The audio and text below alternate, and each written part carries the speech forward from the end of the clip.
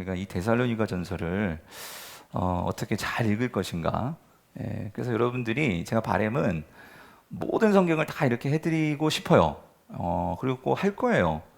그런데 기회가 된다면. 근데 이렇게 그 하나의 어떤 이 틀을 익히시면 여러분들이 다른 성경도 이렇게 보면 되는구나.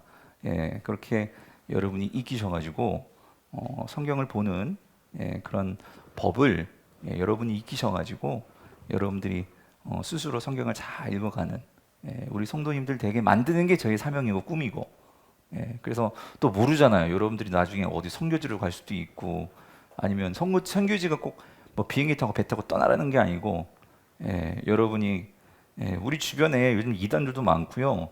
성경 잘못 알고 막 그걸 막 얘기하는 사람들 많아요. 근데 여러분들이 그런 것들을 들을 때 분별할 수 있고 또 그런 분들에 대해서 제대로 성경을 좀 말해줄 수 있는 그런 성경 선교사요. 그런 분들이 우리 교회 성도님들이 되었으면 좋겠다. 그게 제 꿈인데 그런 차원에서 오늘 이 시간이 좀 즐거운 시간이 되었으면 좋겠고 그리고 또 우리 행복한 모임 권사님들도 이제 우리 권사님들 저거 많이 해보셔가지고 제 스타일 아시잖아요. 그래서 저는 우리 권사님들도 이런 참 감사해요. 이런 강의를 또 우리 권사님들이 들어줄 수 있다는 것도 감사하고 그래서 우리 교회 성도님들이 또 수준이 또 일취월장 그렇게 더 하나님 말씀을 알아가는 그런 시야가 좀 열어졌으면 좋겠다. 그런 바람입니다. 자, 그래서 이제 오늘 해보려고 하는데 자 먼저 먼저 우리가 데살로니가 전서를 들어가기 전에 우리가 한번 신약을 조금 한번 좀 보고 갔으면 좋겠다. 그래서 이걸 어떻게 할까요? 앞을 끌까요? 좀 더 잘 보이려나? 아니면 이걸 끌까요? 뭐 요 정도. 이거 그냥 앞을 다 꺼버려 보죠 한번. 양 끝에가 들어와 있거든요. 자, 하여튼 보이세요? 우리가 빔을 좀 손을 보긴 봐야 될 것 같아. 자, 근데 여러분 일단은 우리가 지금 구약 1독 학교를 마쳤어요. 마쳤고 이제 2학기 때는 신약 1독 학교가 시작을 할 건데 일단은 신약은 총 27권이죠. 그죠? 그래서 우리 성경이 그래서 앞에는 이렇게 복음서가 포진해 있죠. 사복음서. 그리고 이 사도행전이라는 근데 사실은 누가복음하고 사도행전은 서로 원래는 붙어 있는 책이었어요. 근데 이거를 지금 우리가 가지고 있는 성경은 70인역이 번역이 되면서 이게 떨어졌는데 그런데 이제 사도행전은 이 복음서와 더불어서 이제 예수 그리스도가 십자가에 죽으시고 부활하시면서 승천하시고 제자들에게 맡긴 사명이 있었잖아요. 그렇죠? 사실 그 사명은 뭐냐면 교회 세우는 거였거든요. 그래서 이제 이 사도행전은 이 땅에 그리스도의 몸된 교회가 어떻게 세워지는지를 보여준단 말이죠. 그래서 여기 보면은 교회의 역사 이렇게 적어놨어요.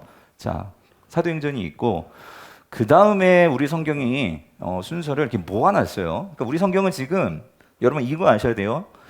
그 성경이 쓰여진 그 순서대로 모아진 책이 아니에요. 무슨 말인지 이해되시죠? 그러니까 이 시대 순으로 이게 지금 정리된 게 아니고 쉽게 말하면 책의 장르, 그러니까 형식을 분류해서 이렇게 모아 놓은 거예요. 그래서 앞에는 그러니까 신약이니까 예수 그리스도가 오셨잖아요. 그래서 예수 그리스도가 오신 이야기. 그래서 먼저 말을 하고 그 다음에 그 예수 그리스도 인해서 이제 교회가 세워지는 이야기. 그 사도행전이 있고 자, 근데 교회가 세워졌어요. 그렇죠? 교회가 세워졌는데 그 교회들이 이제 복음을 전하면서 교회들이 세워졌는데 그 교회 안에서 여러 가지 문제들이 생기는 거예요. 그래서 그 문제들이 생길 때마다 그 문제를 어떻게 해결하고 또 예수님이 주신 가르침과 더불어서 그 문제들을 어떻게 잘 말씀을 적용해서 풀어갈지 그게 서신서예요. 서신서. 무슨 말인지 이해되시죠? 서신서는 사실 편지거든요. 편지인데 그러니까 여러분 이거예요. 서신서는 그러니까 어떤 교회에 어떤 상황에서 어떤 문제가 있을 때 필요에 따라 그 편지들이 나오는 거예요. 여러분 이게 중요해요. 그러니까 서신서라는 것은 상황이 중요해요. 상황. 예, 그 교회의 상황이 있단 말이에요. 상황이라 함은 뭐 여러 가지 상황 가운데 특별히 교회의 문제일 수 있어요. 문제. 예, 왜냐하면 이게 처음 이 땅에 교회들이 세워지다 보니까 예수님께서 말씀을 주셨지만 뭐 하나하나 구체적으로 어떤 사안을 사례를 들어서 얘기를 해주신 게 아니잖아요. 그러니까 뭐 예수님이 성찬식을 통해서 너희가 나를 기념하라 그랬지만 이 성찬식에 누가 참여할 수 있고 또 어떻게 먹어야 되고 뭐 여러 가지 그런 문제들이 일어날 수 있단 말이죠. 예, 이런 문제들을 어떻게 해결해야 될지 하는 각 교회마다 어떤 이런 상황들, 그런 문제들, 그것이 발생할 때마다 이제 사도들이 거기에 대해서 지침을 준단 말이죠. 그래서 이 서신서들은 그래서 이거를 목회적 관점에서 주어진 편지라고 해요. 목양의 관점에서 교회를 성도들을 섬겨야 되는 관점에서.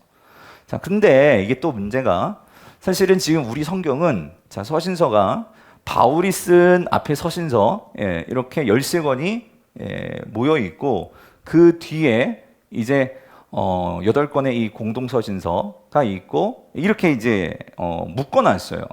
묶어놨는데 문제는 뭐냐면 먼저 어쨌든 서신서가 있고 그리고 맨 마지막에 우리 예언서라고 요한계시록 그 종말의 마지막 때에 그리고 마지막을 넘어서 영원한 세계에서 어떻게 이제 이 세상이 펼쳐질지 어떻게 될지에 대해서 요한이 본 환상을 적어놓은 게 요한계시록이죠. 그렇죠? 그래서 이게 우리가 가지고 있는 신약이란 말이에요. 자, 근데 오늘 우리가 지금 보려는 것은 자 무슨 성경? 데살로니가 전후서. 그렇죠? 그래서 데살로니가 전후서는 누가 썼어요? 이제 그 정도는 아시죠? 바울이 썼어요. 그래서 지금 여기 보면 여기 들어있죠. 8번, 9번에 데살로니가 전후서. 그러니까 이게 지금 바울이 쓴 여기 흰색으로 뽑아놓은 거, 요 13권이 바울 서신이란 말이에요. 바울이 썼단 말이에요. 그렇죠? 근데 우리가 지금 가지고 있는 서신, 여러분이 가지고 있는 성경에는 로마서부터 빌레몬서까지예요. 순서가 13권이. 근데 이게 바울이 쓴 그 시대 순으로 지금 순서가 정해져 있는 게 아니라 로마서를 제일 먼저 쓴 게 아니란 말이에요. 무슨 말인지 되시죠? 그럼 이게 뭐냐? 이게 지금 성경이 어떤 규칙을 가지고 모아놨어요. 좀. 그러니까 가령 예를 들어서 서신서 중에 가장 내용도 많고요. 그리고 바울이 가지고 있는 복음이 뭔지를 잘 정리해 놓은 서신서 가운데 하나가 뭐예요? 로마서란 말이에요. 그래서 바울이 전하는 복음의 핵심이 뭐냐? 그거를 분명하게 알 수 있는 것이 로마서이기 때문에 우리가 가지고 있는 성경은 로마서를 제일 먼저 놨던 거예요. 제일 먼저. 그리고 나서 그 복음과 관련되어서 이 복음이 또 구체적으로 어떤 교회의 문제에 어떻게 적용이 되고 해석이 되고 또 그 문제들이 어떻게 해결되는지를 볼 수 있는 또 분량도 많아요. 그 다음으로 그런 중요성을 갖고 있는 서신서가 고린도 전후서거든요. 그래서 그렇게 두 번째, 세 번째 배치를 했고 갈라디아서는 사실 로마서와 거의 비슷한 내용이에요. 어떤 면에서는 로마서의 축약이라고 할 수 있어요. 그 상황은 제외하고 복음이라는 핵심만 갖고 본다면 믿음으로 의롭게 된다는 이신칭의의 내용이. 그래서 갈라디아서 이렇게 모아놨죠. 자, 그래서 요거는 요 1, 2, 3, 4는 이 복음, 물론 바울의 모든 서신서에는 이 복음이 다 들어가 있어요. 그런데 이 복음이 잘 정리되고 이것들이 적용되는 측면에서는 요 로마서, 고린도, 전후서, 갈라디아서 요 세 권, 뭐 전후서니까 4권이라고 합시다. 4권, 요 4권이 그것을 가장 잘 볼 수 있고, 그 다음에 여기 에베소서, 빌립보서, 이 골로새서, 요 3권은 어떤 특징이 있냐면 요거는 옥중서신이죠. 감옥에서 썼단 말이에요.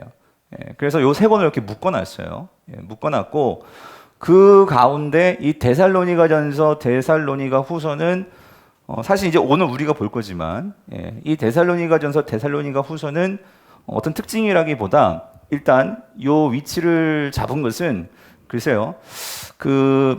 어쨌든 이건 초기 서신이에요. 바울에 있어서 복음이 어떤 면에서는 뭐랄까요? 완벽하게 정리가 되었다라기보다는 어떤 초기에 그런 바울의 복음이 어떠한지를 볼 수 있도록 쓴 편지인데 어쨌든 우리 성경에는 8번째, 9번째 들어 있고요. 여기 나와 있는 이제 디모데전서, 디모데후서, 디도서 이 세 권은 이건 특별히 개인에게 보낸 빌레몬서까지 치자면 이건 한 개인에게 보낸 편지죠. 그래서 이걸 이렇게 모아놨어요. 예, 무슨 말인지 되시죠? 그런데 자 이렇게 모아놨는데 자 이런 특징이 있는데 요거를 다시 해쳐 모여를 하면 그 무슨 말이냐면 바울이 이 편지를 어떻게 썼느냐. 근데 이게 왜 순서가 좀 중요하냐면은요. 자, 여러분, 우리가 이제 성경을 읽을 때, 우리 신약 일독학교에서 이제 뭘 하게 되냐면, 첫 번째는 이제 이 복음서를 가지고, 사실 이 마테마가 누가 요한복음도 어떤 시대 순서, 그러니까 예수님이 사역했던 어떤 뭐죠? 이 시간의 흐름대로 마테마가 누가 정리해 놓은 게 아니에요. 예. 예, 우리 제가 금요 성령 집회 때 말씀드리지만 요한복음이 그 시간 순서대로 정리해 놓은 것이거든요. 예, 그렇기 때문에 이 사복음서에서도 우리가 해야 될 작업은 또 있어요. 뭐냐면 예수님께서 이 땅을 공생에 3년을 사셨잖아요. 3년을 사셨잖아요. 그럼 3년 동안 어떤 사역을 했는지를 우리가 이것을 한번 정리를 하려면 사실 이 복음서도 이제 헤쳐서 이거를 시간 순 요한복음을 깔고 거기에다가 이제 각 복음서의 사건들을 공통적으로 들어가 있는 사건도 있고 빠져 있는 사건도 있고 또 새롭게 들어가 있는 사건들도 있고 그런 사건들 한번 정리를 하면 예수님의 일생을 일대기를 우리가 잘 정리할 수 있단 말이죠. 이런 작업들을 하는 게 이제 신약 일독학교에서 할 거예요. 그리고 중요한 거 사도행전이 여러분 중요한데 여러분 사도행전은 이 사도행전과 더불어서 이제 꼭 연결이 되는 게 뭐냐면 서신서입니다. 서신서. 그러니까 사도행전 바울이 3차 선교를 하잖아요. 그 선교 여행을 하는 과정 속에서 바울이 교회를 세우죠. 그리고 그러니까 교회를 세운다는 소리는 뭐냐면 교회를 세우고 나서 그 교회들이 이제 신앙생활을 하면서 문제들이 일어난단 말이에요. 그래서 그 문제들이 일어날 때마다 바울이든지 다른 사도든지 편지를 써주게 되잖아요. 그게 뭐예요? 이게 서신서란 말이죠. 그래서 이 서신서하고 그러니까 사도행전하고 서신서를 같이 묶어서 읽는 게 중요한데 요게 여러분이 혼자는 힘들단 말이에요. 그래서 이제 저나 전도사님이 그런 부분을 도와드릴 거란 말이죠. 그래서 여러분들이 한번 이걸 정리해 놓으면 한번 들어 놓으면 아 성경이 이렇게 흘러가고 이렇게 서신서들이 나오는 거구나 이걸 이해할 수 있단 말이죠. 무슨 말인지 되시죠?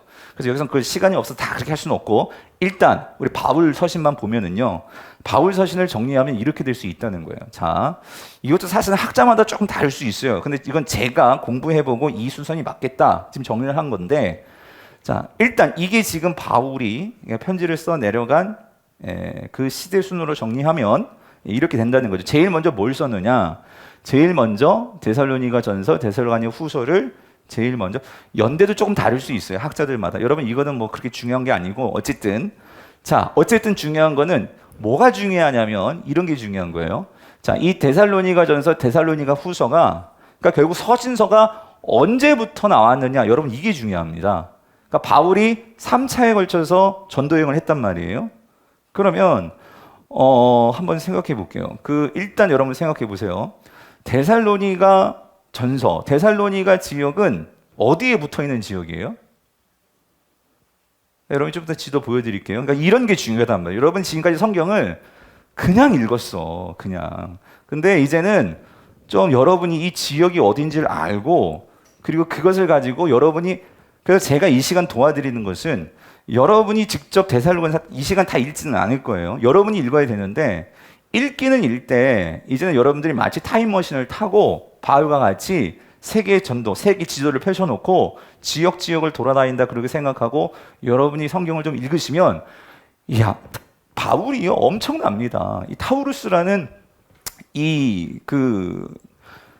아시아에 있는 큰 산이 있어요. 근데 그 산을 넘고 산을 넘으면서 정말 그런 강도를 만나고 뭐 여러 가지 이런 일들을 당하는데 그러니까 이런 것들을 우리가 정말 그런 사진 하나만 보더라도 보면 막 감동이 오는데 그런 게 없이 그냥 글자만 보면 뭐 바울이 뭐 그랬나 보구나 이렇게 간단 말이죠. 그러니까 이걸 제가 도와드리는 거예요. 이런 시간들을 통해서.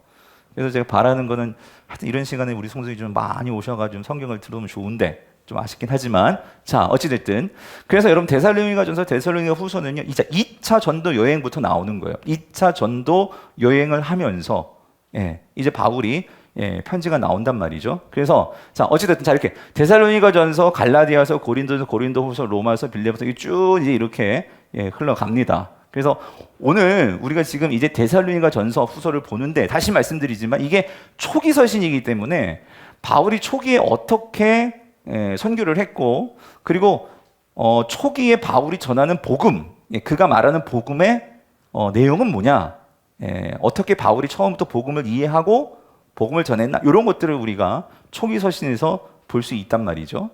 이런 것들을 우리가 보면 의미가 있다. 자, 그렇습니다. 자, 요것만 이렇게 이해해 놓으시고, 그리고 나서 그래서 서신서를 읽을 때 꼭 알아야 하는 건 뭐다? 여러분, 이 상황이라는 거, 상황. 여러분이 그걸 꼭 이해해 두셨으면 좋겠어요. 그래서 자, 이제 들어가요. 데살로니가는 어떤 곳인가? 그래서 여러분이 이 상황을 먼저 이해하면 좋겠는데요. 사진 몇 장만 보면 여러분, 일단 데살로니가는 이 항구 도시예요. 항구 도시라고. 항구 도시입니다. 이런 항구, 이건 지금 사진이고요. 지금 데살로니가 지역이 있어요. 도시가 있어요. 직접 아직 있습니다. 있는데 자, 이게 어디 붙어 있느냐? 이 사진보다 그 다음 사진 이게 하나가 빠졌구나, 사진이, 지도가. 자, 여러분 이 지도는 잘 모르겠을 텐데 아무튼 여러분 여기가 데살로니가 있는데요. 여기가 데살로니가예요. 여기가 데살로니가. 요 지역 여기 있어야 좀 여러분이 보시기 편할 텐데 그 지도가 빠졌는지 모르겠는데 어찌됐든 자, 여러분 여기가 아시아가 있고요. 여기가 이쪽이 아시아라고 보세요. 아시아가 있고 여기 잠깐 여기 해협이 있어요. 해협이 있고 자, 왜 지도가 빠졌을까? 어찌됐든 자, 여기가 이제 여러분 터키 여행 가 이스탄불, 아시죠? 콘스탄티노플, 이스탄불, 여기가 이제 비잔팀이라고도 하는 거기고요. 그래서 여기가 이게 마게도냐 지역이에요. 여기 마게도냐 지역이고요. 지도가 이게 좀 빠졌는데 여기가 이제 그리스가 있고 여기가 아래에 고린도가 있고 한데요. 자, 지금 여기가 데살로니가입니다. 여기가 이렇게 여기가 이게 바다 그 항구 도시란 말이죠. 항구 도시. 항구 도시인데 자, 요게 제가 왜 이 사진을 갖고 왔냐면 자, 일단 제가 그 핸드아웃에 적어놓은 거 여러분 같이 한번 읽어볼게요. 자, 데살로니가 어떤 곳인가? 자, 제가 읽어볼게요. 데살로니가는 주전 315년 알렉산더 대왕의 군대 장관이었던 캐산더가 세운 도시입니다. 알렉산더가 그의 그 장관 캐산더가 세운 도시예요. 자신의 아내, 그래서 캐산더가 자신의 아내 데살로니카, 이 데살로니카는 알렉산더 대왕의 배다른 누이 동생인데 그의 이름을 따서 지은 도시예요. 이해하시죠? 그런데 알렉산더가 죽어요. 죽고 나서 이 캐산더가 왕이 됩니다. 신하였던 그가. 알렉산더는 일찍 죽어요. 죽었는데 왕위를 이게 정해놓지 않아가지고 이게 막 그때부터 왕권을 놓고 막 여러 가지 복잡한 일들이 많았죠. 근데 어쨌든 캐산더가 이 지역의 왕이 되면서 주전 146년에 이 마게도냐 수도를요, 이 데살로니가로 정합니다. 자, 정하는데, 자, 특별히, 자, 이제부터 상황이 중요해요. 자, 이곳은 지정학적으로 중요한 위치로서 많은 배들로 붐비는, 자, 이 에게해의 항구 도시였단 말이에요. 이게. 여기 항구죠? 여기 항구. 항구 도시라는 거예요. 자, 여기 에게해란 말이에요. 이게 에게해. 이런 모든 지역에 이제 배들이 들어갔다 나왔다 할 수 있는 이 항구 도시인데, 여러분 항구 도시라는 건 뭐냐면 그만큼 상업이 발달되겠죠. 그렇죠? 돈이 모인단 말이에요. 그렇죠? 근데 더 중요한 게 있어요. 뭐가 있냐면 여기입니다. 특별히 이 지역은 자, 비아 에그나시아라는 이 쉽게 말하면 이 고속도로가 지나가요. 고속도로. 자, 이게 뭐냐면 여러분 보세요. 이게 여기가 이제 이 마게도냐의 이 끝이 이 비잔티움, 즉 여기가 이제 이스탄불이란 말이에요. 여기 해협, 아주 그 좁은 이 해협이 있고요. 그다음 여기 이 아시아가 연결이 된단 말이에요. 이 아시아 대륙이. 그러니까 자, 여기서부터 제가 요 라인이 있죠. 여기까지 이게 듀라쿰이라고 여기서요. 이게 여기까지 이게 쭉 여기까지 로마가 여기다 길을 놨어요. 길을. 그러니까 아시아에서 여기 해협이 되게 가깝거든요.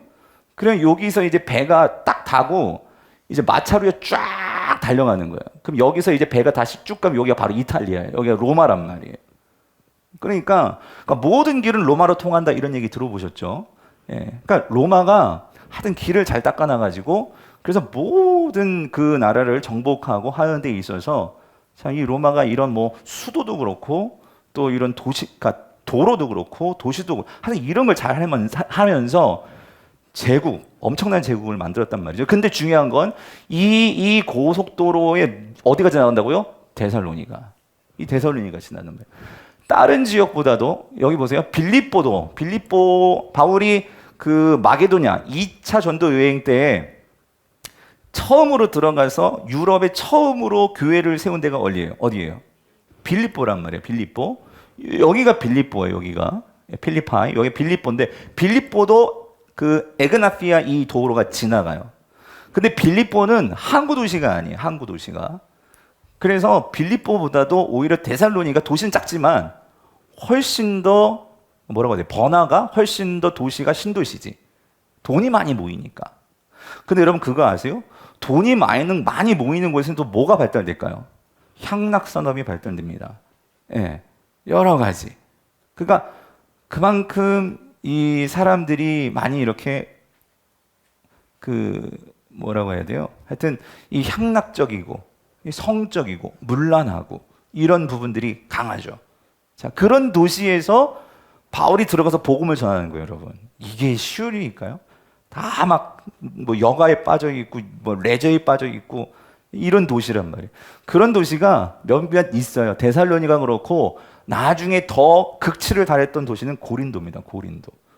그래서 코린투스 하면은 코린도라는 이 이야기는 그 아주 성적으로 문란한 이런 단어까지 나올 정도로 자, 어찌됐든 자, 그런데 여러분 보세요. 이게 로마가 당시에 깔아놓은 고속도로라면 이 포장도로란 말이에요. 포장도로. 이게 엄청난 거예요. 그러니까 이런 도로가 쭉 깔려 있단 말이에요. 네. 그래서 이건 지금 도시를 지나가는 거고 이런 식으로 이제 마차들이 지나갈 수 있단 말이에요. 그러니까 마차로 달리면 포장도로니까 얼마나 빠르게 이걸 달려갈 수 있겠어요. 그렇죠? 그러니까 이건 산길인데도 이게 다 포장도로란 말이에요. 이게 엄청난 거죠. 그런 지형에 이 데살로니가 있다. 데살로니가가. 자, 그래서 자 거기 한번 보세요. 비아 에그나시아로 알려진 중앙대로가 지나가는 거점 도시로서 부와 영향력이 급속히 성장한 도시였다고요. 자, 데살로니가는 주전 42년 줄리어스 시저가 암살되고 이를 주도한 브루터스와 그의 동료들과 안토니우스와 옥타비아누스가 싸우는 과정에서 이 옥타비아누스가 왕이 되죠. 결국은 로마의 황제가 되죠. 그러면서 이 옥타비아누스가 아우구스투스라는 우리가 역사 시간에 배웠죠. 아우구스투스가 되는 거예요. 그러면서 이게 황제가 되는데 자, 그러면서 이 데살로니가가 이 옥타비아누스를 지지해줬단 말이에요. 그 지지해줘가지고 이 옥타비아누스가 아우구스투스 황제가 되면서 이 도시를 적극적으로 전폭적으로 후원을 해줬어. 후원을 해줬어. 많은 혜택을 줬다고요. 자, 그래서 여기서 이제 또 중요한 게 들어갑니다.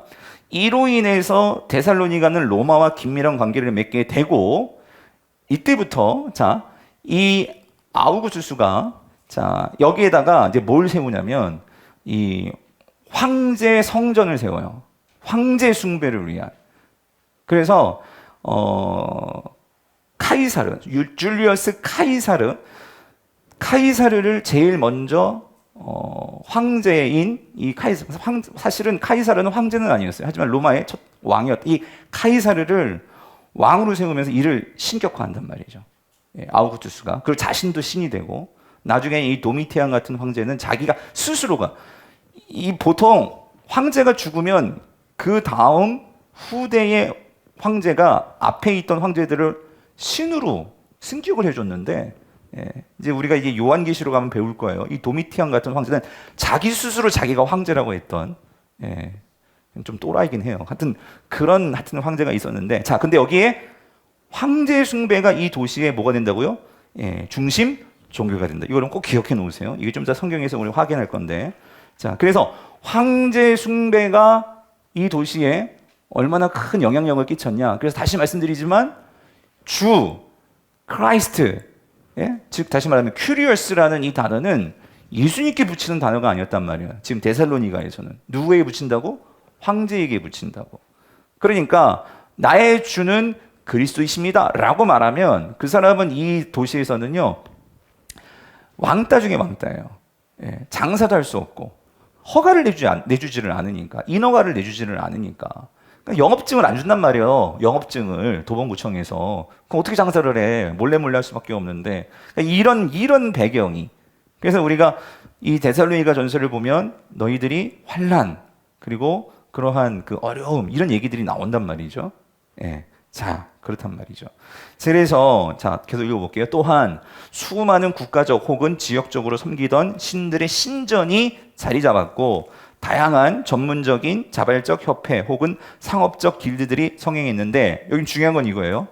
이 길드라는 게 뭐냐면 이런 협동조합, 우리도 뭐 이런 협동조합들이 있잖아요. 뭐 협동조합, 무슨 상업 상인회 뭐 이런 것들이에요. 근데 문제는 이런 협동조합 상인회들이 자신들이 섬기는 신들이 있었어요. 신들.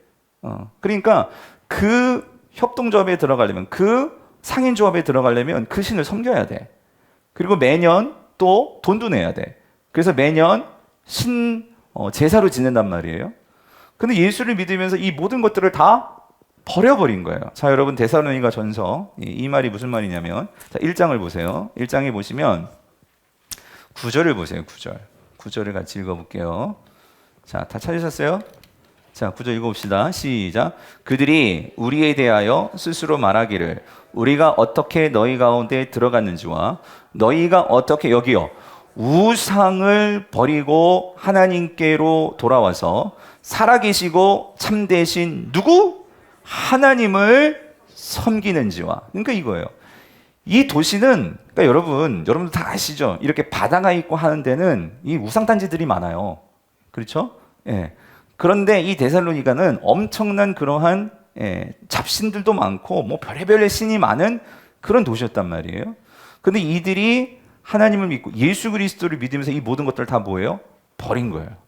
버리고 그 예수 그리스도만이 참신이시고 하나님만이 참신이심을 믿으면서 신앙생활을 시작을 한 거예요. 그러니까 여기 다 걸리는 거지. 내가 정말 어디 사회생활하는 것도 그렇고 여러 가지 부분에서 내가 주님을 크라이스트를 예수를 인정하는 순간 이 모든 것들이 이제 다 우상단지들이니까 이걸 다 버리는 이런 일. 그러니까 이 데살로니가 성도들이 처음에 얼마나 힘들었겠어요. 초신자들인데. 그렇죠? 예. 그래서 자, 수많은 국가적 혹은 지역적으로 섬기던 신들의 신전이 자리 잡았고 다양한 전문적인 자발적 협회, 상업적 길드들이 성행했는데 이 각각의 모임들에는 전형적으로 종교적 측면들이 존재했다. 특별히 여기 거기 디오니소스 컬트라고 내가 적어놨는데요. 자, 디오니스 컬트는요, 특별히 자, 여러분들 그 데살로니가 전서 여러분 4장을 한번 볼게요. 4장에 보면 이런 내용들이 나와요. 4장 3절을 보세요. 4장 3절.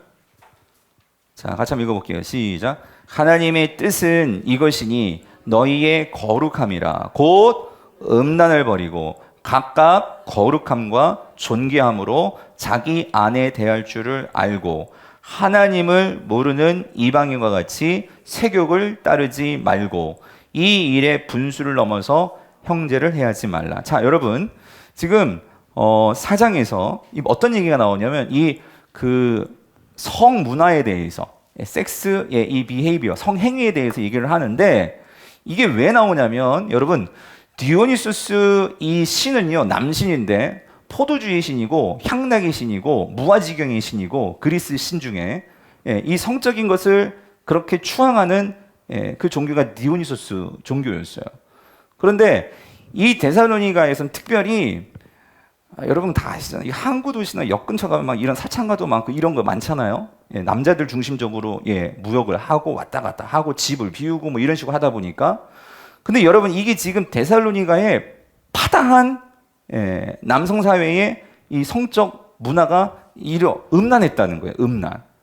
음란. 그래서 여러분 이 4세기에 특별히 이 아테네 웅변가 이 데모스테네스라는 사람이 있었어요. 그 사람이 그 글을 썼는데 글에 이런 내용들이 나와요. 그 당시 남성 문화가 성적인 문화가 어떠했는지를 보여주는 한 대목인데 저기 적어왔는데 들어보세요. 우리는 쾌락을 누리려고 정부를 두고 정부가 뭔지 알죠? 정을 나누는 부인 같은 정부를 두고 하루하루 재미나게 살고자 첩을 두며 우리에게 적통 자녀는 낳아주고 집안을 믿음직하게 건사해줄 사람으로 아내를 둔다는 거예요. 이게 그 당시 시인이 말하는 이 남성들의 여자를 바라보는 관이었죠. 그래서 특별히 이 당시 이 로마 제국 하에서 그러니까 이 여자는 그냥 도구일 뿐이에요.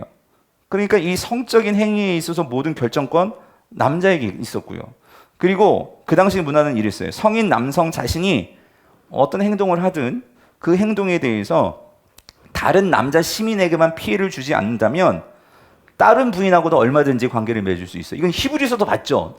너희의 침소를 더럽히지 마라. 그렇죠? 예, 이런 배경들. 그리고 창녀, 창녀는 당연한 거고, 자기보다 사회 신분이 낮은 어떤 여성과도 성행위를 얼마든지 할 수 있었어요. 그럼 여자들이 거기서 뭐라고 말할 수 있느냐? 없어요. 여자는 그냥 도구니까. 애 낳는 도구고, 밥 짓는 도구고, 이런 사회 문화에서 여러분 이걸 아셔야 돼요. 지금 초대교회 성도들에게 이게 당연한 사회예요, 당연한 사회. 당연한 사회에서 지금 바울이 지금 봤어요, 여러분. 뭐라고 봤냐면 3절 다시 한번 보세요. 4장 3절. 하나님의 뜻은 뭐니? 이것이니 너희의 거룩함이라. 뭘 버려? 곧 음란을 버리고 각각 거룩함과 존귀함으로 자기 아내 대할 줄을 알고 해요. 그러니까 여러분 잘 보세요. 우리가 좀 잠깐 보겠지만 잠깐 보는 게 아니라 한번 넘어가 봅시다. 우리 사도행전 17장을 한번 보세요. 사도행전 17장.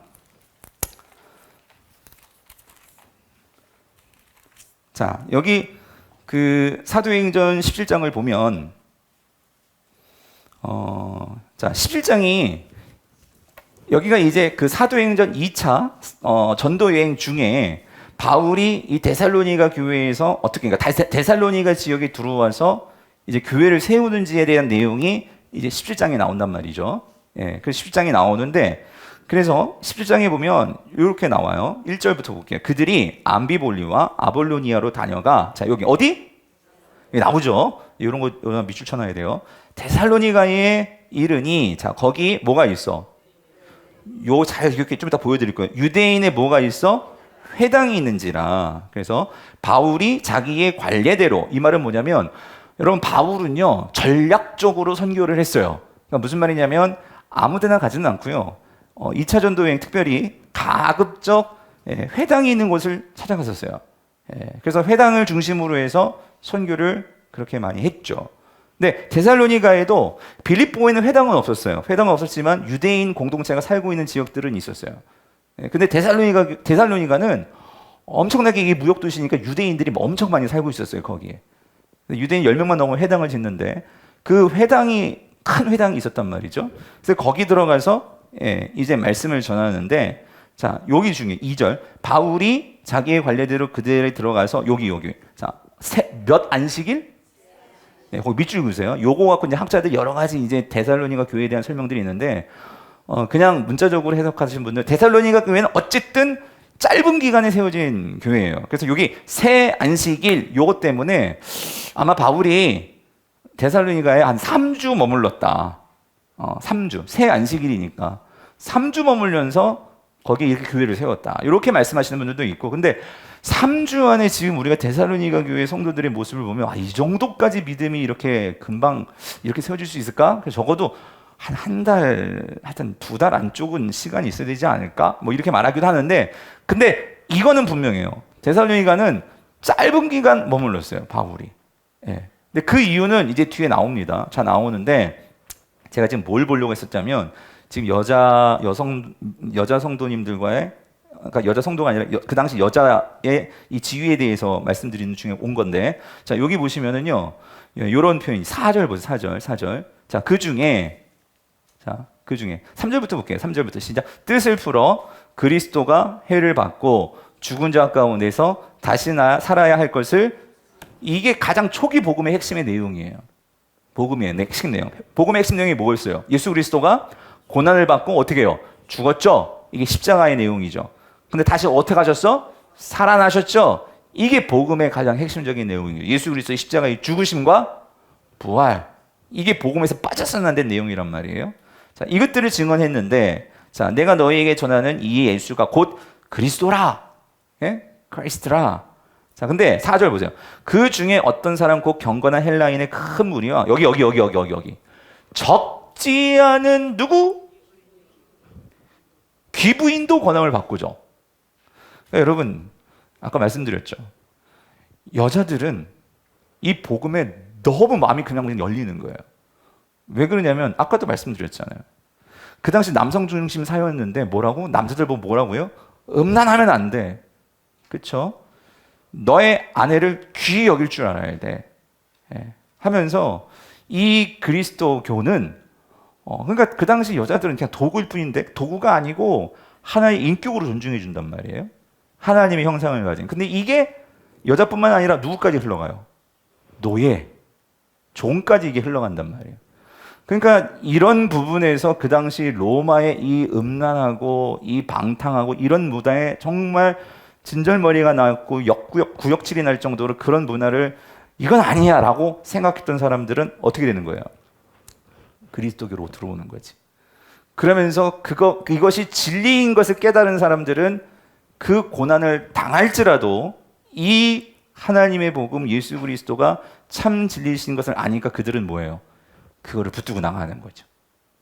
무슨 말인지 이해되세요?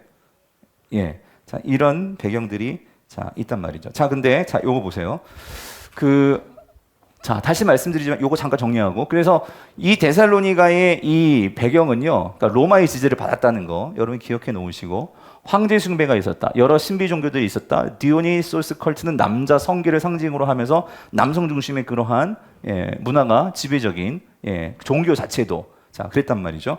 그래서 요 그림이 중요한데 이게 여러분들이 잘 안 보일 거예요. 불 좀 꺼주실래요? 이게 그 당시 고고학적으로 이 데살로니가 교회를 이제 고증을 통해 가지고 이제 발굴된 유적지들을 통해서 데살로니가 교회라기보다 데살로니가 지역을 이제 재현해 놓은 거예요. 근데 잘 보시면 뭐가 있냐면 먼저 첫 번째 영어긴 하지만 제가 여기 보면은 템플 오브 아우구스투스 여기 템플 오브 아우구스투스 제가 아우구스투스 내가 말했죠. 이게 뭐예요? 로마 황제란 말이에요. 로마 황제 여러분 몰라도 템플이라는 영어 단어 아시잖아요. 들어봐. 이게 신전이란 말이에요. 신전. 이 지금 고린도랜다. 이 데살로니가 여기 뭐가 있냐면 이 황제의 신전이 있었단 말이에요. 황제의 신전. 그러니까 다시 말씀드리지만 사람들이 다니면서 이 신전을 보니까 무슨 말이에요?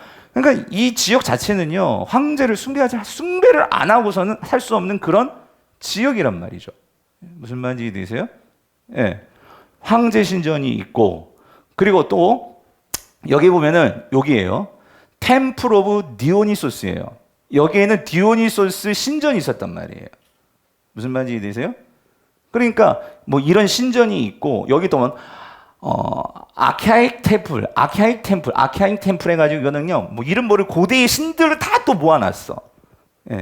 이런 신전이 있고, 그러니까 이 도시는요 오고 가면 다 신전이야. 이런 속에서 지금 바울은 복음을 전하고 있는 거예요. 여러분.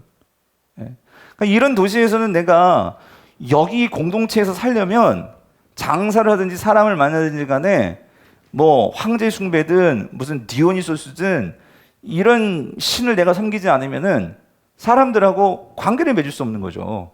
무슨 말인지 이해되세요?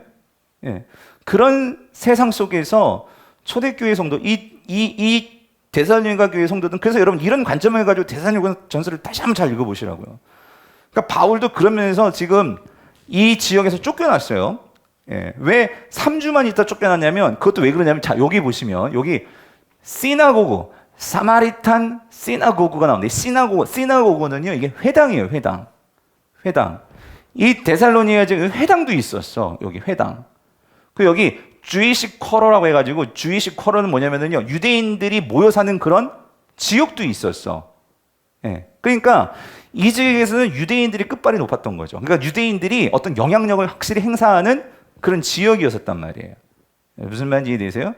자, 근데 유대인들은 그러니까 사실 그래요. 유대인들은 이런 게 있어요. 로마하고 여러분 이것도 이상하다는 생각이 좀 들기도 해야 돼요. 뭐냐면 여기 아우구스투스 이 템플이 있는데 여기 지금 하나님을 섬긴다는 유대교긴 하지만 유일신 하나님을 섬기는 시나고그의 회당이 있단 말이에요. 유대인들 지역이 있고, 그러면 분명히 이건 하나님은 유일신이잖아요. 그럼 유대인들하고는 뭔가 이게 대립이 돼야 될 것 같은데, 근데 뭐가 있었냐면 로마가요, 정치적으로 유대교는 인정해 줬어. 너희들은 하나님 섬겨. 그 대신 꼬박꼬박 세금 내고, 무슨 말인지 이해되세요? 우리 로마 황제가 하는 뭐에 대해서 그냥 돈은 잘 되고, 그러니까 유대인들이 디아스포라로, 바벨론 포로, 그 페르시아 포로 하면서 전 세계로 흩어지면서 이들이 가진 건 뭐야? 노동력밖에 없으니까, 지혜밖에 없으니까 그들이 뭘 모았어요? 돈을 많이 모았단 말이에요. 예. 그러면서 그 돈을 가지고 그런 여러 정치 자금을 대고 그렇게 했단 말이에요. 그러니까 유대교, 그러니까 이들은 보세요. 왜 주이식 쿼러가 있냐면 이 유대교는요, 전통적으로 이 정결법, 히브리서 배웠죠. 여러분 여기서 디오니소스 예를 들어서 이 신전, 그리고 여기 아우구스투스 신전이 있잖아요.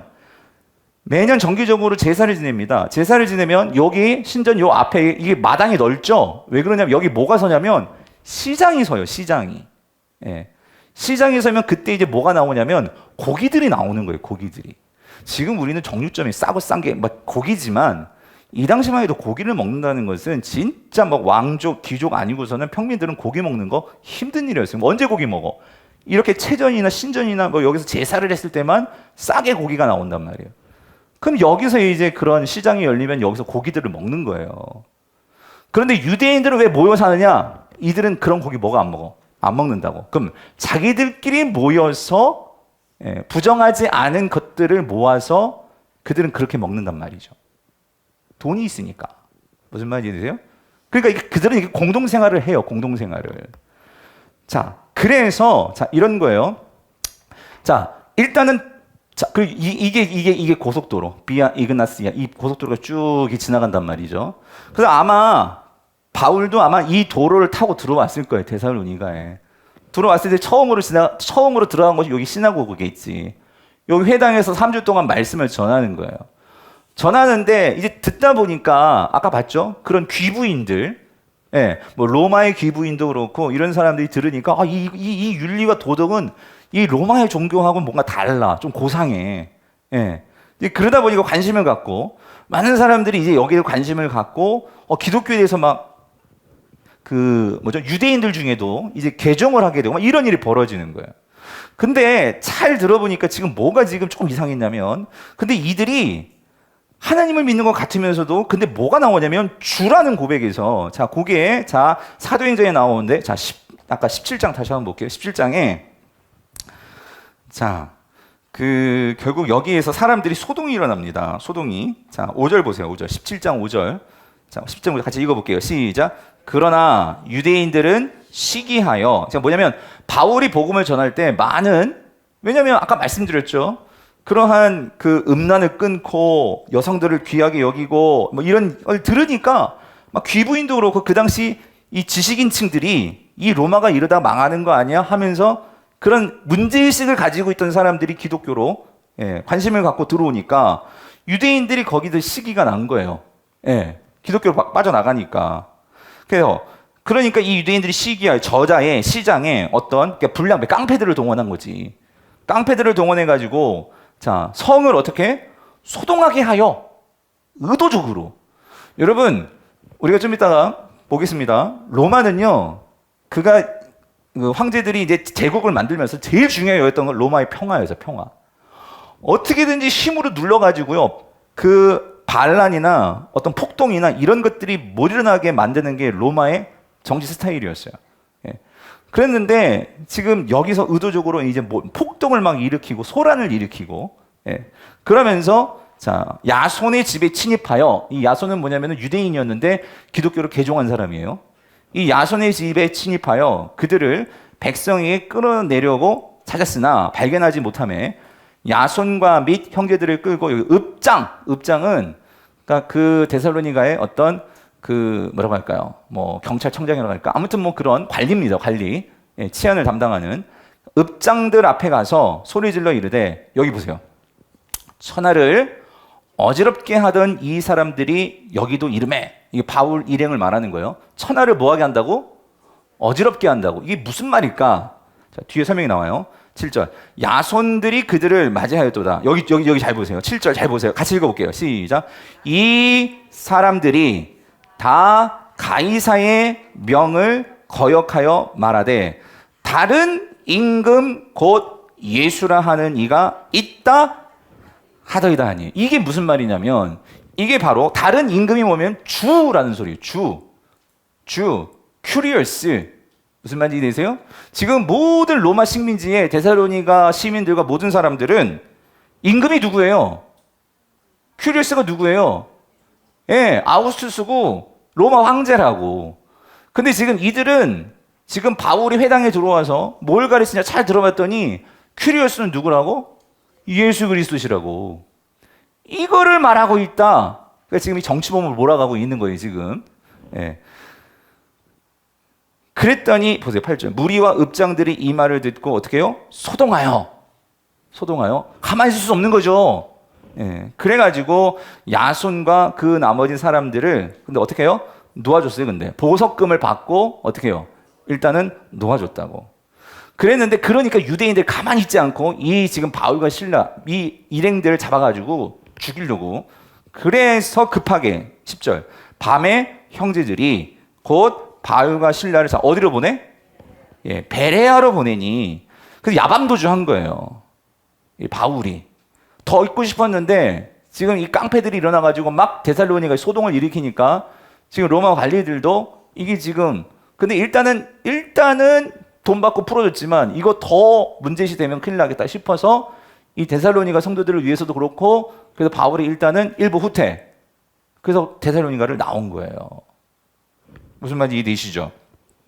그래서 베레아로 나왔다. 이게 지금 데살로니가에서의 이 상황이에요, 상황. 자, 근데 여러분 보세요.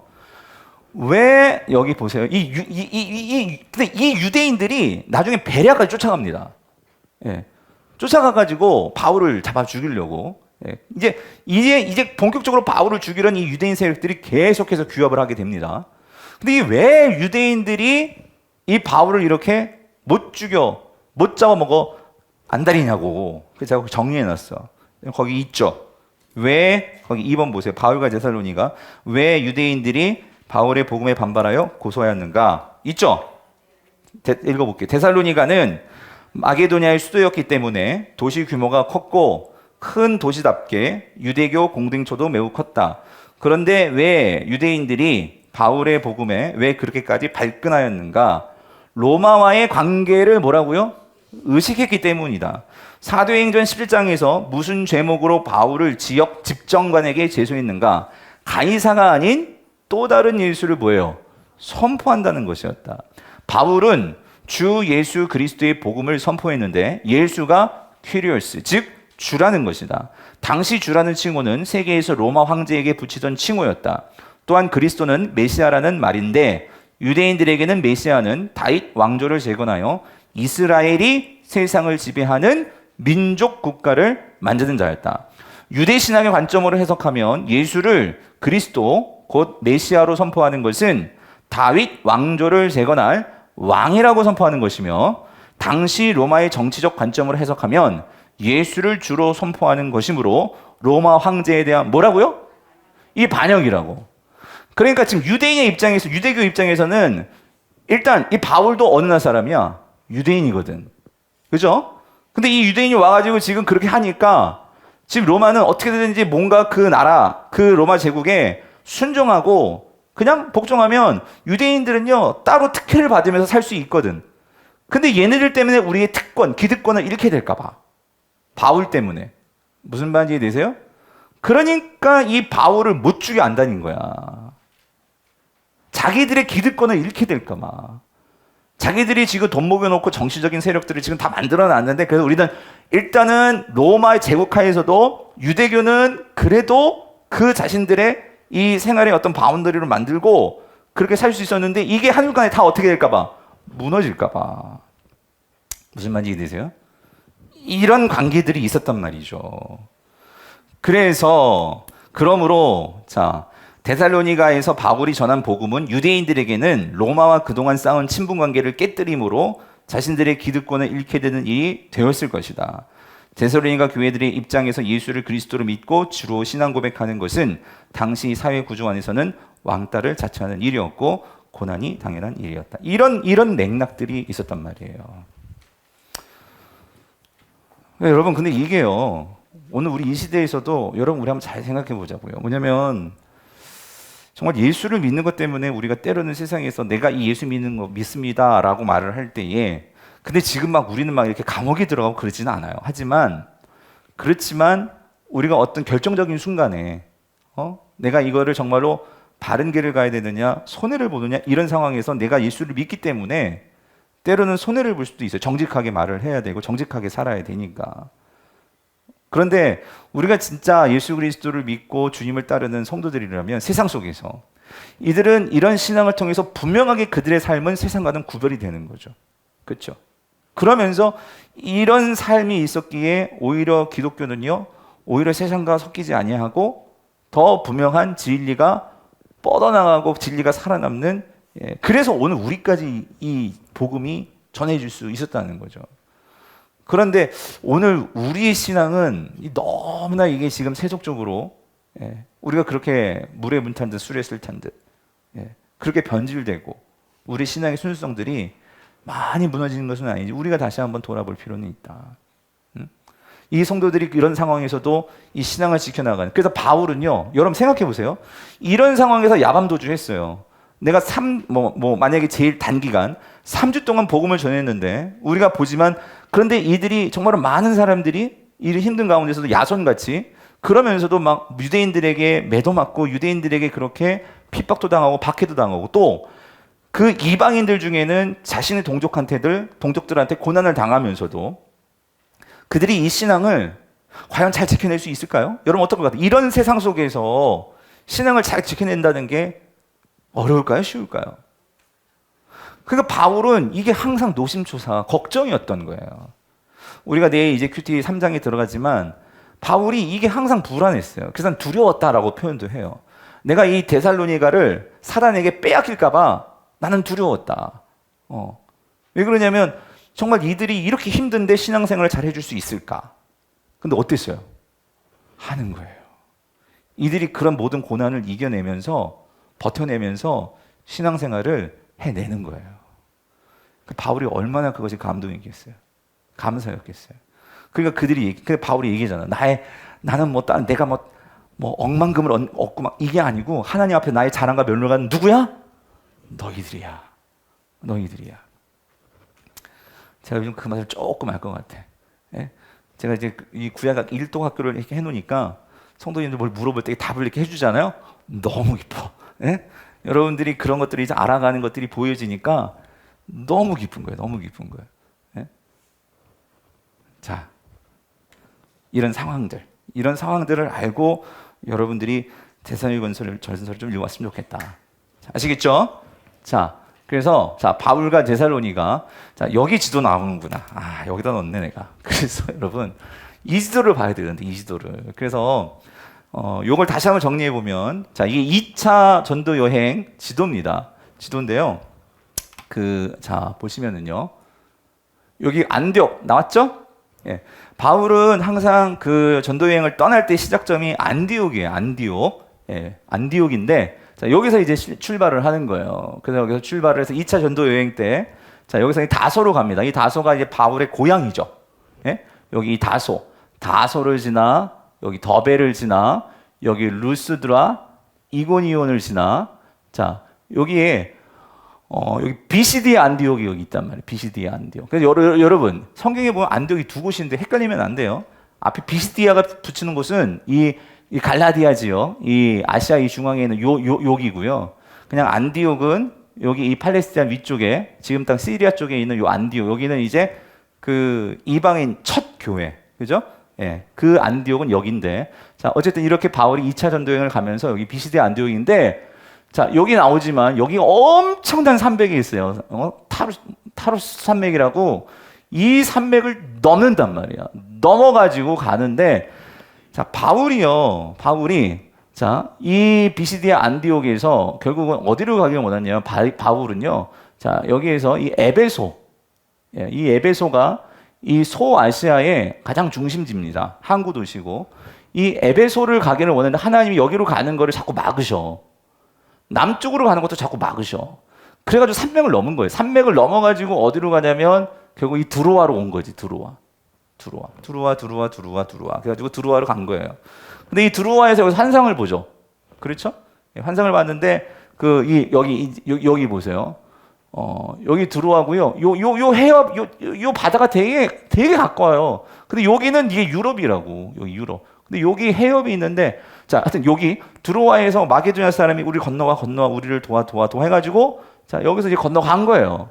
그래서 네아폴리로 들어가서 여기 빌립보 아까 말씀드렸죠. 그래서 여기 빌립보에서 첫 번째 교회를 세운 거죠. 그게 어디예요?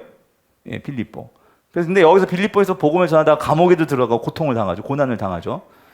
그런데 여러분 빌립보 교회가 참 좋은 교회예요. 빌립보 교회 성도들이 참 첫 유럽의 교회에서 그런지 모르겠지만 자 어쨌든 이 빌립보 그 다음이 여기가 여러분 빨간 데 보셨죠? 여기가 데살로니가라고. 그러니까 빌립보에서 데살로니가 간단 말이야.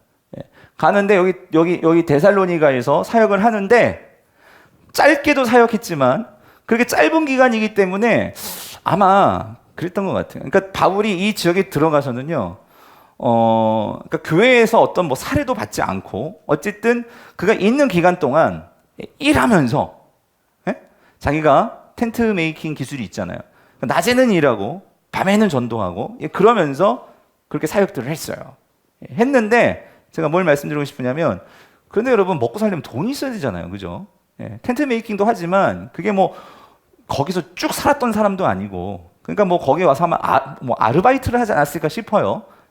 그렇게 했으니 근데 그 데살로니가 교회 성도들에게 개척을 하면 교회를 세우고서도 어떤 지원도 받지 않고 그럼 어떻게 했을까? 빌립보 교회 성도들이 도왔더라고. 빌립보 교회 성도들이 헌금을 보내주는 거예요. 여러분 이거 한번 봅시다. 여러분 그 빌립보서를 보세요. 빌립보서에 보면 그래서 이 빌립보 교회를 되게 고마워해요. 여러분 빌립보서 4장을 보세요. 4장에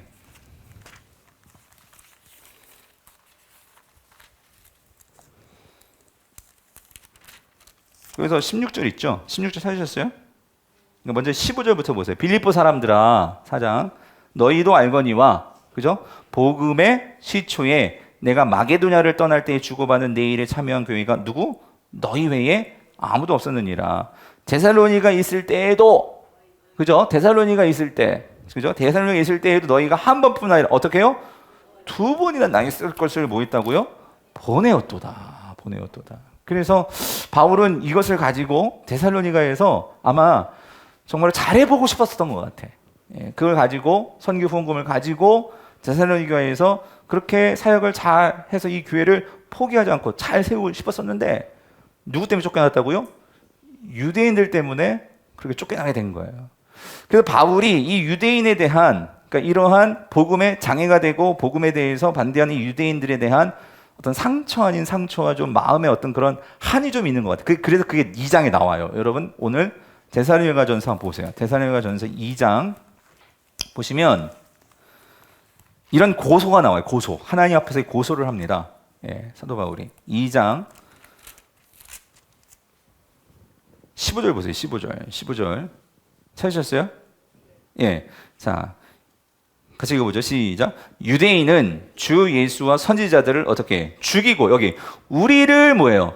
쫓아내고 하나님을 기쁘시게 하지 아니하고 모든 사람에게 대적이 되어 우리가 이방인에게 말하여 구원받게 함을 그들이 금하여 자기 죄를 항상 채움에 노하심이 끝까지 그들에게 임하였느니라 라고 말하면서 이거는 모든 유대인을 말하는 건 아니에요. 지금 데살로니가 교회에도 유대인 중에 개종한 유대인들이 있어요. 그렇죠? 근데 이 유대인들은 마찬가지 바울처럼 그 지역에 이러한 기독교를 핍박하는 유대인들에게 고난을 당했단 말이에요. 그럴 때 이 유대인들이 반드시 누가 심판할 거라고? 하나님이 심판하신다. 그거를 이제 말하면서 이런 부분들이 지금 바울이 그 유대인에게 핍박받고 있는 상황을 지금 데살로니가 성도들에게 설명하는 그런 부분이죠. 자, 그렇습니다. 자, 근데 여러분 또 한 가지 이제 여기서 우리가 한 가지 자 여기 데살로니가에서 결국 어디로 간다고요? 여기 베레아, 그렇죠? 베레아로 가는데 베레아까지 누가 쫓아왔느냐? 그 데살로니가 교회에 데살로니가 지역의 유대인들이 거기까지 쫓아온 거예요. 바울을 죽이겠다고. 그러니까 이제 어디로 도망가요? 그래서 여기 아테네, 여기 아덴, 예, 여기로 도망갑니다. 여기 내려온 거예요. 내려왔는데, 오늘 여기에도 나와요. 자, 내려왔는데, 자, 거기 몇 장이냐면은요. 3장 보세요, 3장 1절을 볼게요. 이러므로, 자, 우리가 참다 못하여 우리만 어디에 머물러? 여기 아덴이란 말이에요. 여기 아덴. 예. 계속 도망온 거예요. 근데 바울은 여기 이렇게 오고 싶었어요? 아니죠. 어디에? 데살로니가에서 저기 거점이란 말이야. 고속도로 지나가지, 항구 도시지. 여기서 복음이 만약에 교회가 잘 서면 이게 얼마나 복음이 뻗어나가겠어요. 그런데 지금 그렇게 오래 하지 못하고 쫓겨나왔단 말이에요. 아덴까지. 그렇죠? 자, 그러니까 지금 바울은요, 아직도 마음에 뭐가 있냐면 데살로니가가 있어. 여기 포기하고 싶지 않은 거지. 그래서 자, 우리가 참다 못하여 막 고민하다가 우리만 아덴에 결국 머물기를 좋게 생각하고, 그런데 여기 2절. 우리 형제 누구? 곧 그리스도의 복음을 전하는 하나님의 일꾼 누구요? 디모데를 보내는 거야. 여기서 아덴에서 디모데를 보내는 거야. 바울과 실라는 있고 여기서 이 디모데를 보내는 거죠. 그렇죠? 예, 보냈어요. 자, 보내고, 자, 보세요. 아덴에서 보내고, 여기 아덴에서 바울이 이제 어디로 가느냐? 어디로 갈까요? 바로 옆에가 고린도입니다, 여기. 고린도예요, 고린도. 예.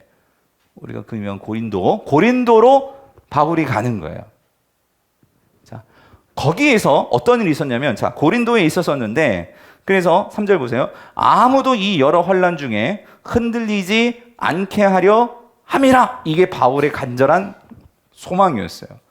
그러니까 여러분 거기 다시 한번 볼게요. 여기 데살로니가전서에서 중요한 단어 몇 가지들이 있는데, 한 가지 데살로니가 교회를 향해서 바울이 간절히 소망하는 것은요, 그 교회가 굳건하게 서는 거예요. 굳건하게. 그래서 여러분 거기 3장 2절에 거기 너희를 어떻게 하고? 굳건하게 하고. 그렇죠? 그리고 3절에서도 이 여러 환난 중에서 어떻게 해요? 흔들리지 않게 하려. 이게 굳건하게 서는 거죠. 그렇죠? 예, 넘어가서 또 마찬가지 8절 보세요. 8절도 그러므로 너희가 주 안에 어떻게 선즉? 굳게 선즉. 그렇죠? 그리고 13절 보세요. 너희 마음을 어떻게 하시고? 굳건하게 하시고. 그러니까 왜 그러냐면 여러분 지금 바울은 어떻다고? 지금 데살로니가 상황을 보니까 이게 쉽지 않은 거예요. 쉽지 않은 거예요. 예? 그러니까 그런 상황에서 이들이 이렇게 씨를 뿌려놨는데 이게 혹시 짓밟힐까 봐. 디모데 보내놨죠. 그리고 끊임없이 기도를 합니다. 하나님 이 교회를 불쌍히 여겨주옵소서. 예? 지켜주옵소서. 자, 그랬는데 자, 어떤 일이 벌어졌느냐. 자, 거기요. 5절. 이러므로 3장 5절. 나도 참다 못하여 너희 믿음을 알기 위하여 자, 디모데를 보내었는데 이는 혹 시험하는 자가 너희를 시험하여 우리 수고를 어떻게 할까? 여기 시험하는 자가 누구예요? 마귀라고. 마귀 사단이. 그래서 이 데살로니가를 빼앗길까 봐. 이게 나는 정말 헛된 수고가 될까 염려에 있단 말이에요. 근데 6절 읽어보세요. 시작. 지금은 디모데가 너희로부터 어떻게 해요? 와서예요. 자, 여기가 어디냐? 어디로 온 거예요? 어디로 왔을까? 지금 바울이 어디에 있어요? 벌써 놓쳐버렸잖아. 아까 아덴에 있을 때 아덴에서 디모데를 보냈죠. 보내고 바울은 어디로 왔다고? 고린도로 왔다고. 고린도에서 한 1년 6개월을 있습니다. 오랜 기간이 있어요. 고린도 같은 경우에는. 예. 그러니까 오랜 기간이 있으니까 여기 있었어요. 근데 이제 누가 왔다고? 어디로? 고린도로. 왔는데 어떤 소식을? 바울 선생님, 데살로니가 교회가 든든히 살아가고 있어요. 그러니 바울이 어떻게 했어요? 오, 할렐루야 하나님. 그래가지고 기쁨으로 감사하면서 편지를 썼으니 그 편지가 뭐다? 데살로니가 전서다. 그래서 2차 선교 여행 때 바울이 고린도에서 데살로니가 교회를 써준 편지가 뭐예요? 데살로니가 전서란 말이야. 어디서 썼다고? 고린도에서. 이 기쁨의 소식을 듣고. 무슨 말이 되시죠? 네. 그래서 이제 여기서 이렇게 편지를 써 보내준 거예요. 그래서 여러분 3번 보세요. 고린도 전서를 쓴 목적이 뭐냐? 자, 이 배경 한번 읽어볼게요. 배경 읽어봅시다. 시작. 바울이 데살로니가에 체류한 기간은 불과 언제요? 한 3주 정도였는데 물론 조금 더 길게 볼 수도 있지만 짧게 보면 3주. 그러나 그들 중에 들을 귀가 있어 금방 복음을 받아들인 사람들이 상당수가 있었단 말이에요. 이들이 핍박 가운데서 자신들의 신앙을 잘 유지하고 있는지 알고 싶어 했는데 디모데를 통하여 그들의 신앙이 견고하여 흔들리지 않고 있었다는 보고를 받고 더 어떻게 격려해 주기 위해서 너 정말 잘하고 있어. 그대로 가. 더 열심히. 무슨 말인지 이해되시죠? 그래서 쓴 게 데살로니가 전서다. 그래서 바울이 이 편지를 쓴 시기는 대략 50년, 52년. 이 학자마다 좀 다르니까. 자, 장소는 어디? 고린도. 이런 거 기억해 놓으시고. 그래서 목적이 중요해요. 왜 썼느냐? 왜 썼느냐? 자, 이거예요. 바울이 이 서신을 쓴 목적은 교회에 불어닥친 뭐예요? 이 핍박. 데살로니가 교회 성도들이 잘 견뎌내고 그래서 굳게 서라. 기억하시라고요. 굳게 서라. 자, 감사를 표현하고 자, 그리스도를 향한 믿음에 계속 굳게 서도록 격려하고 그들에게 거듭 확신을 불어넣어 주기 위함이에요. 그래서 써준 거예요. 더불어서 한 번 더 믿음을 짚어줘요. 너희 믿음 생활이 뭔지, 복음이 뭔지, 너희들이 정말로 굳건히 선다는 게 무슨 의미인지 그러기 위해서는 이거예요. 바울은 핍박과 환난 속에서 데살로니가 교회가 직면하고 있는 이거 도덕적인 뭐예요? 문란함. 그 당시 사회가 문란했단 말이야. 너희는 그래서는 안 돼. 자, 그거. 그리고 이 나태함의 문제. 그 당시 이 로마 문화에 많이 향락 문화가 되게 어때요? 놀고 먹고 이런 나태함. 그리고 여기 중요한 이 부분이요. 이제 이거는 아마도 그 디모데가 데살로니가 교회 갔다가 오면서 아마 질문들을 받아온 것 같아. 바울한테 간다고 하니까.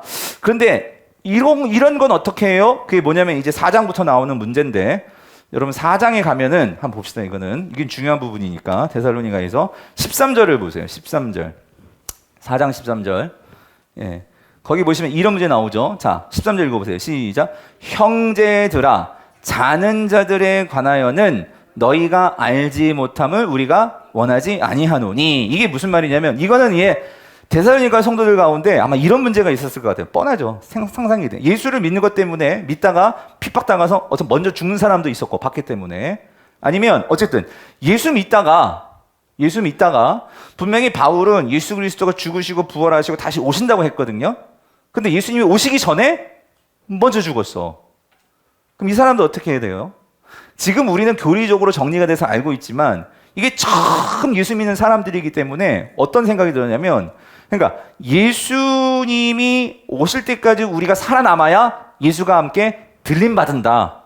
휴가 된다는 거 있잖아요. 그렇게 생각을 하고 있었었는데 그러면 예수 오시기 전에 죽은 사람들은 다 그럼 신분받은 거네? 이런 생각이 들었단 말이에요. 무슨 말인지 이해되시죠? 이해되세요? 예. 근데 거기에 대해서 바울이 뭐라고 얘기하냐면 그래서 죽었다 말하지 않고 이렇게 표현해요. 자는 자들에 관하여는 이렇게 표현하는 것도 그러니까 결국은 뭐 하는 날이 있어? 깨어나는 날이 있다. 너희들보다 먼저 죽은 자들 결국 죽은 게 아니고 지금 잔다. 그러니까 무슨 말이에요? 다시 살아난다. 이거 얘기하는 거지. 그래서 뭐라고 얘기하냐면 우리보다 먼저 예수님이 오시기 전에 먼저 죽은 자들. 그래서 14절 보세요. 소망 없는 사람까지 이렇게 슬퍼하지 말고 죽었다고 끝났다고 생각하지 말고 14절 우리가 예수께서 죽으셨다가 다시 살아나심을 뭐예요? 믿을진대. 이와 같이 예수 안에서 자는 자들 그러니까 먼저 죽은 자들도 어떻게 된다고요? 하나님이 그와 함께 데리고 오시리라. 할렐루야. 여러분 믿으시죠? 여러분보다 먼저 죽은 자녀들, 남편들, 아이들 여러분 다시 오신다고. 다시 주님과 함께 온다고. 예? 그래서 15절 우리가 주의 말씀으로 너희에게 이것을 말하노니 주께서 강림하실 때까지 우리 살아남아 있는 자도 그 다음 중에요. 자는 자보다 결코 앞서지 못하리라. 이 말은 뭐냐면 우리보다 먼저 죽은 자들이 부활해서 먼저 온단 말이야. 예, 무슨 말인지 이해되세요? 예. 그러니까 여러분 보세요. 이거를 듣는 그 데살로니가 교회 성도들에게 먼저 죽어가지고 영영 못 볼 거라고 생각했는데 이 말을 들으니 이게 얼마나 큰 격려고 얼마나 큰 소망이 됐겠냐고요. 그죠? 예. 이 답을 들었어. 그리고 나서 더불어서 이제 그러면 또 한 가지 있어 말해주는 거야. 이건 이제 바울이 권면하는 것 같아. 이제 5절인데 이왕 말이 나왔으니까 그 마지막 때에 대한 얘기가 나왔으니까 내가 한마디 더 더해줄게. 주의 날이 있다. 주의 날. 뭐냐면 심판의 날이 있다. 그 소리예요. 그래서 그게 2절이죠. 2절. 자, 5절은 1절부터 볼게요. 먼저 보면 형제들아 때와 시기에 관하여는 너에게 쓸 것이 없음은 이게 무슨 말이냐면 때와 시기는 물론 예수님께서 누구만 아셔? 하나님만 아신다고 말을 하셨어요. 자, 그런데 바울은 또 하나의 차원에서 이렇게 얘기합니다. 2절, 주의 날이 자 어떻게 임하느냐? 밤에 어떻게 해요? 도둑같이 이른다. 이 소리는 무슨 소리예요? 예고하고 온다? 여러분 도둑이 예고하고 오는 거 봤어요? 예고 안 하고 오죠. 그게 도둑입니다. 근데 주의 날도 어떻게? 그렇게 온다고. 자, 그런데 자 여기 보세요. 3절. 그들이 누구예요? 세상 사람들이에요. 특별히 로마예요. 로마는 뭐라고 말하냐면 평안하다, 안전하다 그렇게 말한단 말이야. 이게 뭐냐면 당시 아까도 계속 말씀드렸죠. 로마는 힘으로 평화를 만들려고 했어. 모든 것이 그냥 돈으로 만든 평화여서 향락의 평화였어. 그러니까 겉으로 볼 땐 되게 평안한 것 같아. 그런데 여러분 보세요. 그게 사람을 완전 죽이는 거예요. 왜냐하면 자 그러면서 정말 아무 일이 안 일어나는 줄 알고 그렇게 사는데 비유를 듭니다. 임신한 여자가 해산하는 고통이 어떻게 와요? 갑자기 오죠? 그렇죠? 그런 것처럼 이 주의 날도 그렇게 온단 말이야.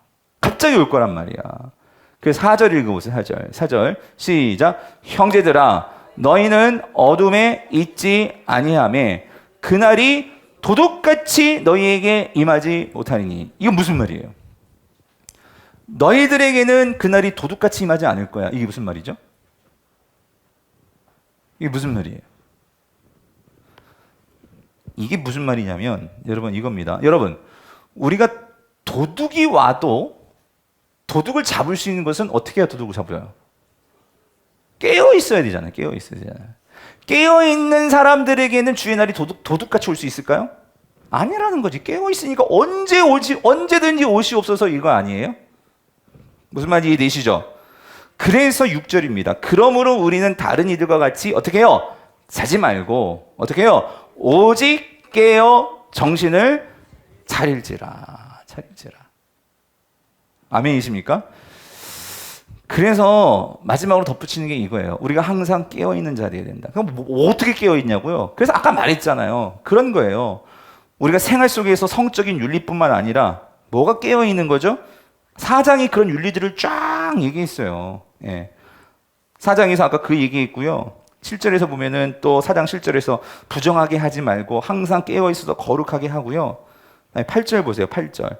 그러므로 저버리는 사람은 사람을 저버림이 아니에요. 저버린다는 하나님의 말씀을 저버리는 거예요. 무시해버리는 거예요. 그거는 사람을 저버리는 게 아니라 누구 저버리는 거라고? 하나님을, 성령님을 저버리는 거라고. 하나님을 저버리는 거라고. 그리고 깨어있는 게 뭐래요? 9절 보세요. 뭐예요? 형제 사랑에 관하여는 하면서 뭐예요? 형제를 사랑하는 거, 여러분 그게 다 뭐 하는 거예요? 깨어있는 거라는 거지. 너희에게 쓸 것이 없으면 너희들이 자신이 하나님의 가르침을 받아 어떻게 서로 사랑합니다. 여러분 다시 말씀드려요. 기도만 하는 게 깨어있는 게 아니고 성경을 다시 한번 제대로 좀 봤으면 좋겠어요. 삶에서 우리가 형제를 사랑하고 성적으로 음란하지 않고 이 모든 게 뭐 하고 있는 거라고요? 깨어있는 거라고. 근데 우리는 무조건 기도해야 돼. 기도 얘기도 나와. 항상 기뻐하라. 쉬지 말고 뭐 하라? 기도하라가 데살로니가 전서에 나와요. 나오는데 깨어있다는 것은 그것만이 다가 아니란 말이에요. 성도님들. 예? 우리의 삶이 깨어있는 예. 그것이 깨어있는 거란 말이지. 다 했어요 여러분. 자 그래서 9시엔 끝낼 겁니다 여러분. 주제 정리. 데살로니가 전서는요 이거예요. 주의 강림이 있을 때까지 어떻게 해요? 굳게 견디고 정결하며 그렇게 뭐라고? 준비하라고. 아시겠죠? 예. 그래서 다시 말씀드리면 본서의 맨 끝에 이게 참 재밌어요. 1장, 2장, 3장, 4장, 5장 다 마찬가지. 끝장마다 무슨 얘기하면 이 강림이라는 얘기가 나와요. 강림. 나중에 한번 찾아보세요. 큐티 할 때 다 볼 거니까. 예. 그래서 바울은 핍박과 고난 가운데 있는 데살로니가 교회 성도들의 인내와 사랑을 칭찬하고 위로하고 격려하며 주님의 강림을 바라보고 뭐 하지 말라고? 흔들리지 말 것. 이게 죄송합니다. 데살로니가 전서예요. 그럼 후서는 뭐냐? 근데 보세요. 이 편지를 읽고 이 사람들이 이제 주의 강림을 기대하기 시작했어. 근데 한 가지 문제가 생긴 거예요. 강림을 기다리니까 주님이 오신다고 했잖아요. 그러니까 어떤 일이 벌어졌냐면 어떤 일이 벌어질 수 있을 것 같아요? 일을 안 해. 주님이 주님이 오실 텐데 우리가 뭘 일이 필요해 그냥. 그러니까 이 세상에 대해서 그냥 막 사는 거지. 그냥 세상 일을 중요하게 여기지 않는 거예요. 그러니까 쉽게 말하면 다 산에 올라가 산기도 올라가고 무슨 말인지 되세요? 근데 이 바울이 말하는 이 너희들 정신 차리라는 거예요. 그러면 야 얘들아, 그러면 내가 왜 나는 막 일하면서 왜 이렇게 힘들게 사역하고 왜 그러겠냐는 거예요. 아니라는 거예요. 그래서 데살로니가 이제 후서는 뭐냐면은요, 이거예요. 데살로니가 있는 성도들이 바울 서신을 받아보고 재림 신앙에 크게 고무돼요. 근데 오히려 뭐가 생겼어요? 문제가 발생하였다고. 문제가 그게 뭐냐면 일하지 않고 세상에 대해서 내가 하는 일들에 소홀히 하고 이런 모습들. 주님의 재림이 임박한 줄 알고 일도 하지 않고 돌아다니면서 문제를 일으키는 사람들이 무리를 일으키는 교회에서 그런 사건들이 벌어지는 거예요. 게으름에 빠지고 질서 없이 막 무질서하게 생활하고 이런 문제들이 생겨났단 말이에요. 그래서 이에 대해 바울은 잘못된 종말론적 오해를 바로잡기 위해서 그래서 데살로니가 후서를 바로 이어서 보내주는 거예요. 그래서 너희들의 그 삶의 태도 그거 고쳐야 된다. 그래서 고통을 겪으면 혼란에 빠진 교회를 위로하고 바로잡는데 어떻게 바로잡냐 이런 거예요. 여기서 중요한 요거만 보세요. 자, 2장에 이제 그 부분에 대한 내용들이 나오는데 뭐냐면은요 이거예요. 오시는데 오실 때에는요 징조가 있다는 거예요. 징조. 너희들이 그 징조를 보고 주님이 오실 때와 안 오실 이걸 잘 분별하라는 거예요. 분별. 무슨 말인지 이해되세요? 그래서 데살로니가 후서에서는 두 가지 징조를 말하는데 뭐냐면은요 배교의 일들이 벌어난다. 네? 많은 자들이 이제 주님을 배신하고 버리고 세상으로 다 막 하는 그런 일들이 많이 일어난다. 왜? 극심한 고난이 오니까. 그리고 두 번째는 그러면서 불법의 사람 뭐냐면은요 내가 하나님이야 하는 사람들이 진짜 내가 하나님이야 하는 그런 존재가 나타난다. 이 적그리스도죠. 적그리스도고 요한계시록에 그런 부분 나오죠. 그게 그래서 가증한 것이 그 거룩한 곳에 서면 이건 요한계시록도 나오고 다니엘서도 나오는데 자 그럴 때 보면 우리가 아 이게 뭐다? 주님 오시는 거구나. 이걸 이제 분별할 수 있다. 이런 그런 것들이 보게 되고 근데 구체적으로 뭐라고 말하는 않지만 그러나 우리가 이제 종합적으로 요한계시록과 다른 서신들을 보면서 이제 이런 부분을 잘 분별하는 태도가 필요할 것이고 이거에 대한 자세한 부분은 나중에 요한계시록 때 우리 같이 공부하기로 하고요. 자 그래서 나머지는 이제 그러면서 더불어서 그러면 우리가 어떻게 이 종말의 때를 살아야 될지 그래서 이 말도 나오죠. 일하지 않는 자는 뭐 하지도 말라고요? 먹지도 말라. 이게 데살로니가 후서에 나오는 말씀이죠. 그래서 그 말은 뭐냐면은요, 여러분. 주님이 오실 그날까지 우리에게 주어진 이 세상을 우리가 최선을 다해서 살고 그리고 그것을 가지고 하나님 앞에 내가 정말로 이 세상에서 산 그 모습 가운데 특별히 사람들을 살리고 사람들을 세워서 하나님 앞에 서는 그것이 가장 영광스러운 일인데 그 일을 하라고 우리에게 이 시간도 준 거고 물질도 준 거고 우리에게 먼저 신앙도 주신 거고 그렇죠? 그 사명들을 감당하다가 주님 앞에 서시는 우리 모든 성도님 되시기를 간절히 바랍니다. 그래서 이것들이 데살로니가 후서의 내용이라는 거예요. 아시겠죠? 사진은 이게 그 당시 이제 바울이 이게 그 당시 이제 그 건물들인데 이 주상복합 여러분 아파트가요 사실 이 로마 시대 때 나온 거 아세요? 그래서 주상복합 요 아래는 상점이고 요 위에는 이제 집들인데 여기서 바울이 아침에 여기서 일하고 여기 밤엔 여기 모여가지고 거기서 복음을 전하고 그랬을 거다. 그렇게 얘기도 하고 자 그렇습니다. 자 이런 내용들을 가지고 이제 자세한 것은 여러분들이 이제 구체적으로 말씀들을 하나씩 보면서 이해하시면서 우리가 확인하고요. 그래서 이런 이해들을 가지고 성경을 잘 여러분들이 삶에 잘 적용해 나갔으면 좋겠어요.